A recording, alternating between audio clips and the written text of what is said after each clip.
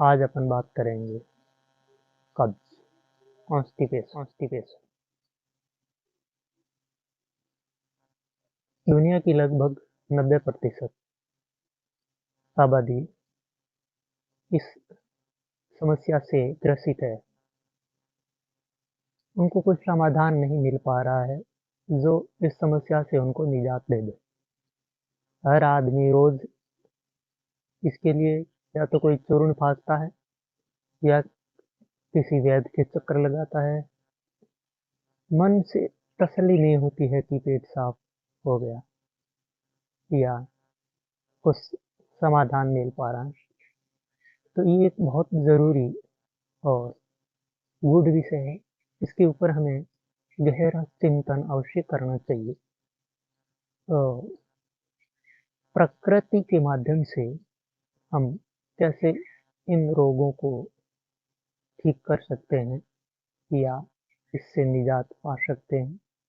वैसे कब्ज कोई रोग नहीं है, ये हमारे दिनचर्या का परिणाम है जो बहुत जल्द हमें दिखाई देता है कि जिस दिनचर्या के माध्यम से हम अपने जीवन को व्यतीत कर रहे हैं, इसका हमें जो परिणाम मिल रहा है वो दूसरे दिन अपने स्वास्थ्य के प्रति दिख जाता है। जो आज अपन करेंगे कल हमारे स्वास्थ्य के लिए उसका परिणाम दिखना प्रारंभ हो जाए।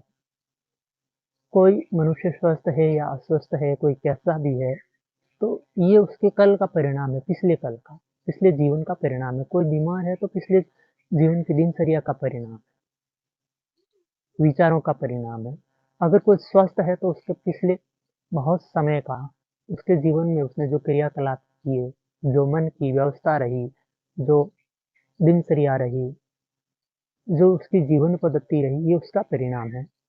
तो इसमें आप समझेंगे इस चीज़ को कि आपके जीवन में जो घटित हो रहा है या जिस व्यवस्था को आपने अपना रखा है, अगर उसमें बदलाव नहीं करेंगे तो शायद हम सारी उम्र इसी तरह विभिन्न प्रकार की चूर्ण फाँकते रहेंगे और समस्या वहीं की वहीं टिकी रहेगी।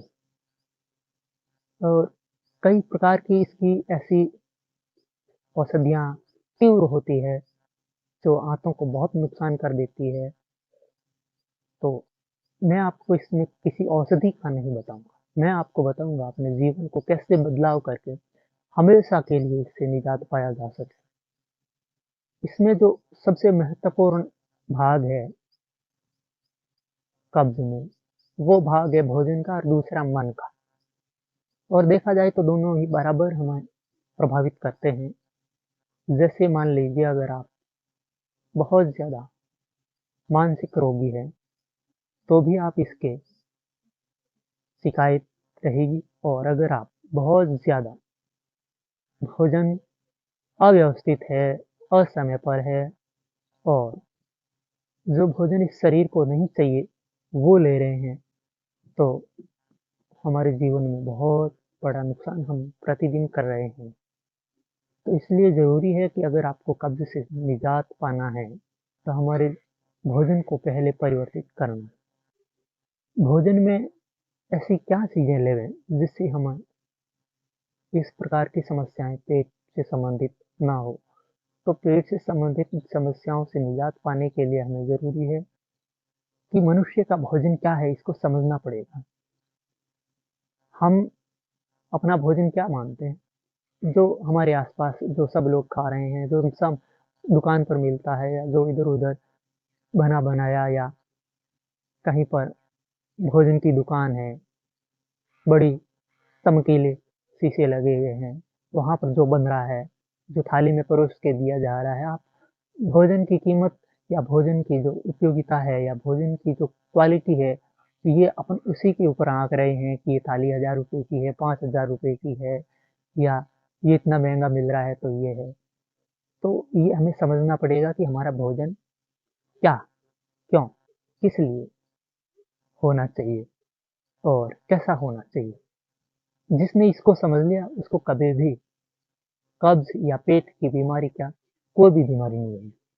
तो इसको समझने के लिए हमें कुछ पीछे जाना पड़ेगा।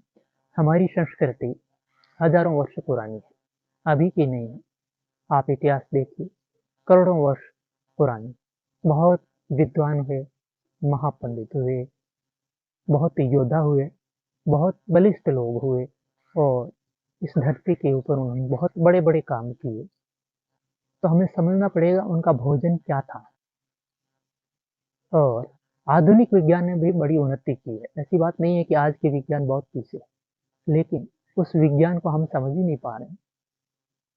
आज की विज्ञान ने ये परीक्षण किया है कि केवल उपवास करने मात्र से कैंसर जैसी बीमारी दूर होती है। हो सकती नहीं, होती है, विज्ञान ऐसा मानती है।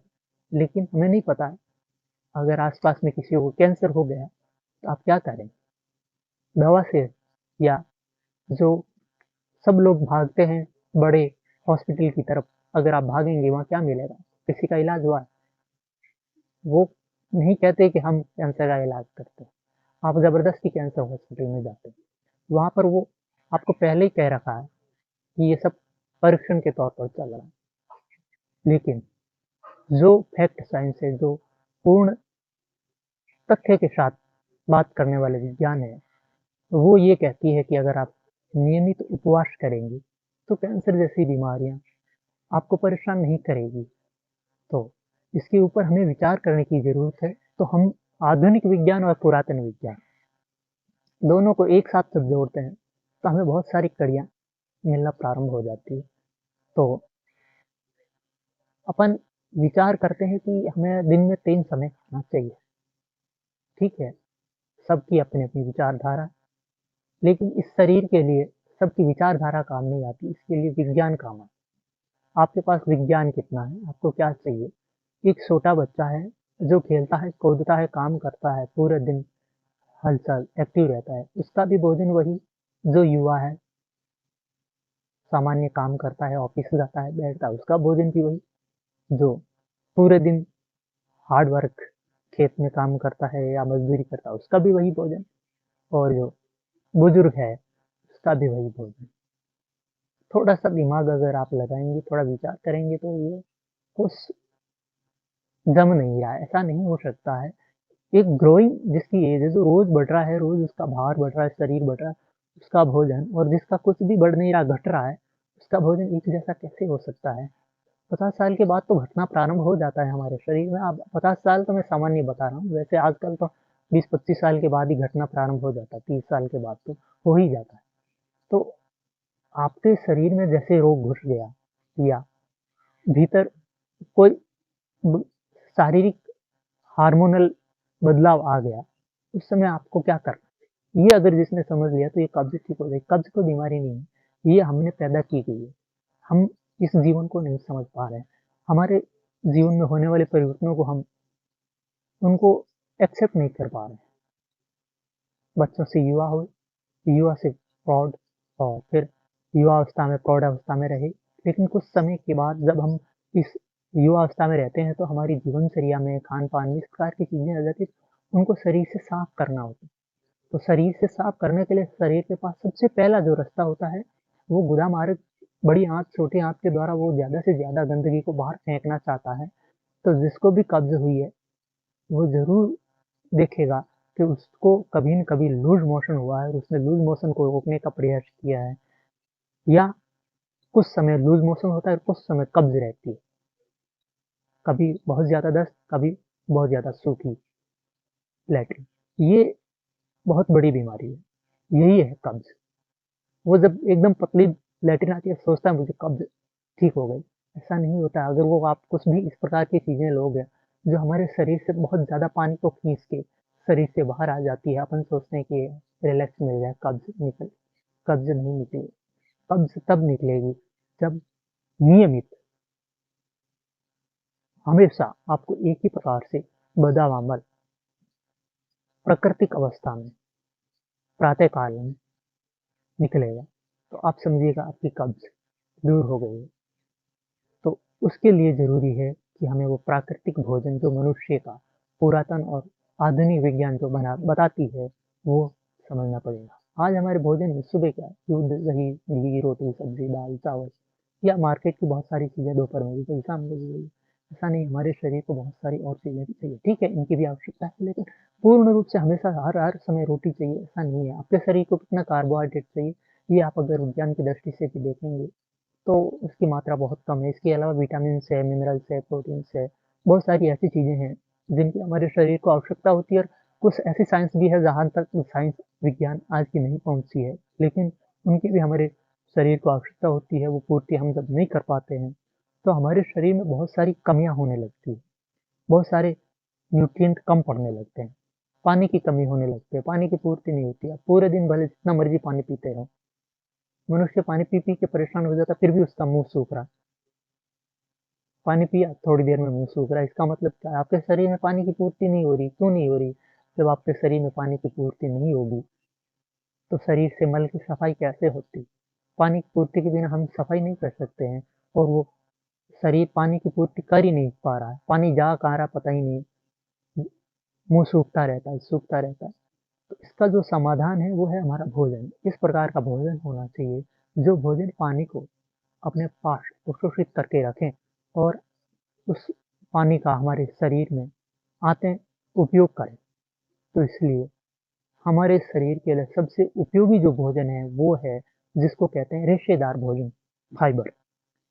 फाइबर कौन सा, किस प्रकार का फाइबर? तो जो फाइबर, लिविंग फाइबर, जो जीवित फाइबर, जैसे कि ये बढ़ रहा है, रोज बढ़ रहा है, इसमें उन्नति हो रही है, तो इसके अंदर भी एक फाइबर होता है। ये फाइबर हमारे काम का है। किसी भी पेड़ पौधे के भीतर, पत्ते के भीतर, फल के भीतर या तरकारी के भीतर एक विशेष प्रकार का फाइबर होता है जो उसको बांध के रखता है। वो फाइबर जब अपन लेते हैं अपने भोजन में नियमित तौर से, पर्याप्त मात्रा में, तब हमारे शरीर में पानी की पूर्ति होती है। और जैसे ही आपके हाथों में पानी की पूर्ति रहेगी, वहाँ पानी रहेगा, विटामिन्स रहेंगे, मिनरल्स रहेंगे। उस अवस्था में आपके शरीर के भीतर जितना मल इकट्ठा हो रखा है, वो धीरे-धीरे वो फाइबर उनको बाहर लेके आ जाएगा। आप ये समझ रहे हैं कि एकदम से निकल जाए, वो भी ठीक नहीं है। आप ये समझ रहे हैं कि पतला कभी आए ही नहीं, ये भी अगर चाहते हैं तो इसका उपयोग ज़रूर लीजिए। और इसके द्वारा अगर इसका नियमित करेंगे इस्तेमाल किसी भी प्रकार के फाइबर, फल या सब्जियों के, उससे हमें मल कभी भी सूख के नहीं आएगा क्योंकि इसमें पानी रहेगा। तो नियमित इसका उपयोग हमें पर्याप्त मात्रा में एक आदमी के लिए कम से कम 1 किलो फल नियमित रोज खाने पड़ेंगे, तब ये समस्या समाधान होगा। और कुछ चीज़ें ऐसी है जो उसको छोड़नी पड़ेगी। जैसे आजकल जो है बहुत सारी केमिकल वाली चीज़ें हमारे दैनिक जीवन में घुस गई है, उनको हमें निकालना पड़ेगा। उनका दूसरा कोई समाधान है ही नहीं। आप मार्केट से ऑयल लेके आते हैं भोजन पकाने के लिए, अपन नमक लेके आते हैं, सामान्य सी चीज़ें, बहुत छोटी-छोटी चीज़ें हैं। बहुत सारी ऐसी चीज़ें हैं, बिस्किट आते हैं, उनके अंदर बहुत सारे विभिन्न प्रकार की ऐसी चीज़ें होती हैं जो हमारे शरीर के लिए आवश्यक नहीं होती है, तो उनको छोड़ना पड़ेगा। और जो हमारा प्राकृतिक भोजन है, पुराना जो भोजन है, आप देखेंगे तो हमारा बाजरा सबसे मुख्य भोजन का घटक रहा है, ज्वार, मक्की भी रही है।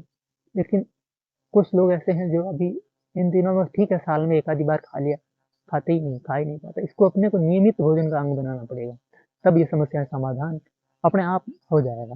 तो ये कोई बीमारी नहीं है, ये अपन ने पैदा की गई समस्या है।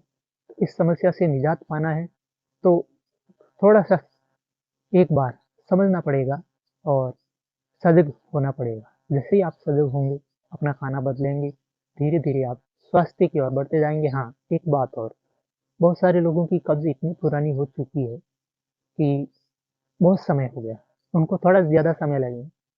2 साल, 3 साल उनको थोड़ा रोक के अभ्यास करना पड़ेगा, नियमित। तो इसमें ज़रूरी है कि आप अ, थोड़ा सब्र रखें।